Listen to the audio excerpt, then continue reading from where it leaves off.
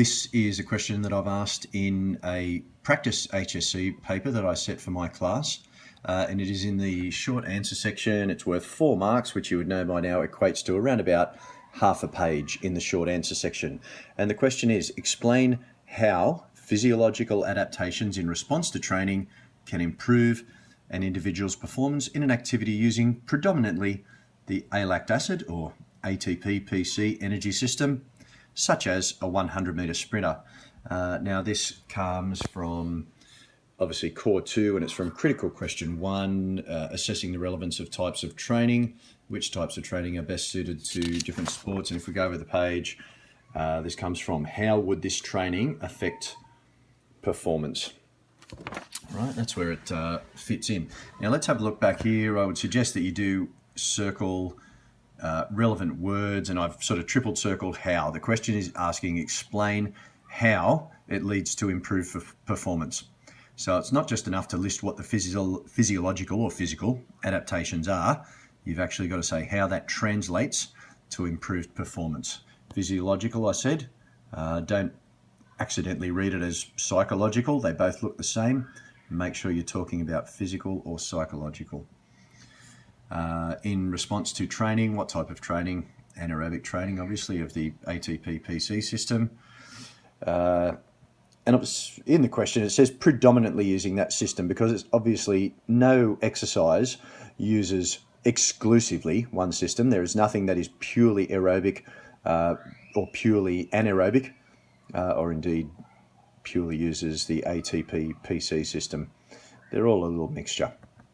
Now, what are the adaptations is the first thing that we need to deal with.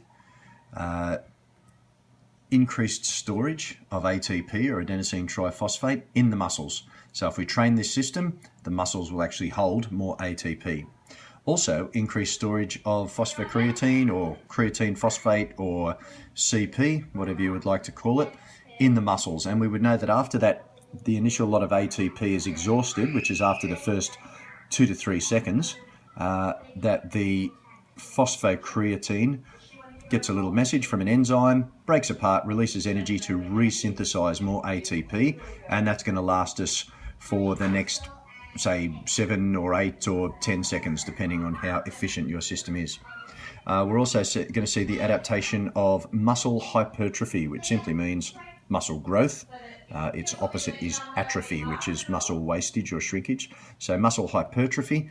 And especially if we are training the ATP-PC system, it's going to be those fast twitch muscle fibers, which, if you remember, work anaerobically, so they don't need oxygen in the short term. They are large cells, they are light in colour, and they can produce a large amount of contractile power, but only for a short period of time. They fatigue fairly quickly compared to a slow twitch muscle, and we can really see, just for other questions, that difference in size. If you look at, say, the muscle size of a 100-metre sprinter versus a 1500 runner, the 100-metre sprinter looks much more muscular. The two athletes may have the same number of cells, but the fast twitch cells are a physically larger cell. All right, and finally in adaptations, we see increased activity of the enzyme that breaks down the phosphocreatine. So that phosphocreatine, or creatine phosphate, can be broken down more quickly and therefore more quickly and efficiently resynthesize more ATP in that first 9 or 10 or 12 seconds before the system starts to fatigue. And that enzyme is creatine kinase. You could probably get away without knowing that within the scope of this question. All right, I've said it briefly, although the question doesn't specifically ask for it, I've just decided to blow 3 lines at how you would train the system. You would train the system by efforts of 10 to 15 seconds of maximum intensity effort. All right, with a work to rest ratio, the textbook would say 1 to 10 or 1 to 12. So for every second of exercise you do, you're doing 10 seconds or 12 seconds of rest. So we would say a standard would be kind of 2 minutes rest. So we do our set that went for 10 seconds, say a 10-second sprint at maximum effort, and then 2 minutes rest before the repeat. And I've given an example there. We love examples. Examiners love examples, e.g. lifting a heavy weight for 2 to 3 reps, because I reckon that would take about 10 to 15 seconds. All right, if we go beyond that, we're starting to train other systems. Now, how? Here is the important bit. The question says, explain how, and the syllabus says how. So we've actually got to say how improving this system is going to improve performance. We've said what's happening, now we've got to say how. All right, and I'm just really, all this stuff is just looking like dot points, but full sentences. All right, I like to have a separate idea on each idea. These changes improve performance by, because there's a list coming. Number one, increasing the strength and power, because we've got more ATP in the muscle. And that is going to improve performance, if I can speak, by giving, say, faster acceleration. In the case of our 100-meter sprinter, they're going to be able to get up to top speed quicker. If it were another athlete, like say a javelin thrower, it would enable a longer throw because more ATP means the muscles will be able to contract more powerfully and give us a longer throw. We could apply that to any sport. Number two, increasing the time before fatigue.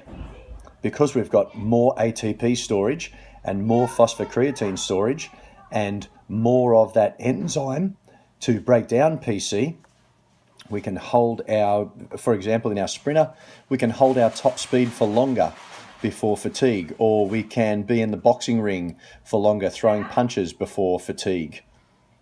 Okay. Another way how it's going to improve performance, we can increase our strength because we've got muscle hypertrophy. So we've got larger muscles with more muscle cells, e.g. increasing a lift if we've got a weightlifter, say, from 100 kilograms to 105 kilograms because of that muscular hypertrophy. And finally, I've said improve the rate of recovery. All right, so recovery is all about getting back to the pre-exercise state, and recovery of this system means resynthesizing, sorry about the funny brackets, resynthesizing adenosine triphosphate and phosphocreatine as quickly as possible and as much as possible. That's why we have that 2-minute break in training, to allow those things to resynthesize. So with an active break in between, so some very gentle aerobic exercise like walking around and a light stretch, those things will resynthesize more quickly, and that'll give us a better repeat performance. For example, and I've used the runner again, although you do not need to do that. It says such as a 100-meter sprinter. It doesn't say for a 100-meter sprinter. If it said improved performance for a 100-meter sprinter, all of my examples would use 100-meter sprints. But the questions just said such as a 100-meter sprinter. So if I wanted to talk about a boxer, I could, or a rower. For example, just grab my red pen. That shouldn't say heels.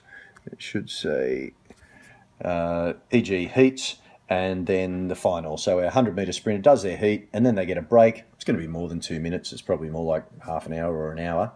So they can resynthesize all their ATP and PC, and then have a good repeat performance in the final. Then I would check back to the question, have I showed the examiner that I know what physiological adaptations are? Yes. Have I shown them that I understand energy and fatigue in that system? Yes, I have. Have I used examples? Yes. And have I explained how those adaptations improve performance? That's a pretty comprehensive answer. We could have gone into more examples of methods of training, but I really think within the scope of 4 marks and the amount of time that you would allocate to that, which is about, say, 1.5 minutes per mark, I reckon that's a comprehensive enough answer.